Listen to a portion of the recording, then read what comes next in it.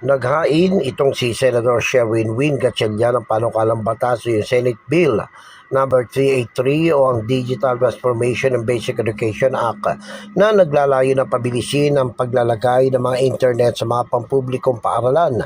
Kamakailan ay pinuna ni Gatchalian na 5 taon matapos may sa batas itong Free Internet Access in Public Places Act. Lumalabas sa pre-public Wi-Fi dashboard na 860 o 1.8% ng 47,421 na mga pampublikong paaralan sa bansa ang mayroon pa lamang na libreng public Wi-Fi.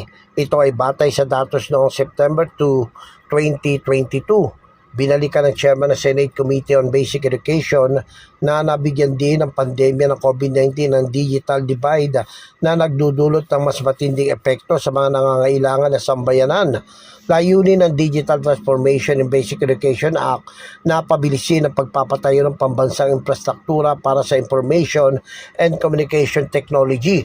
Sa ilalim ng panukalang batas, magiging mandato sa National Telecommunication Commission na tukuyin ang mga lokasyon para sa pagpapatayo ng telecommunication tower site.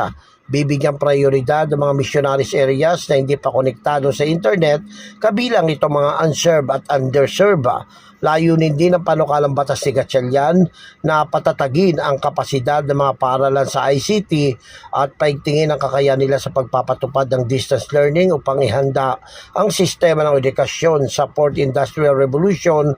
Tutulungan ng Department of Science and Technology, ang Department of Education at ang Department of Information Communication Technology sa paggamit ng agham, teknolohiya at inobasyon upang pausayan ang proseso ng pag-aaral at pagtuturo.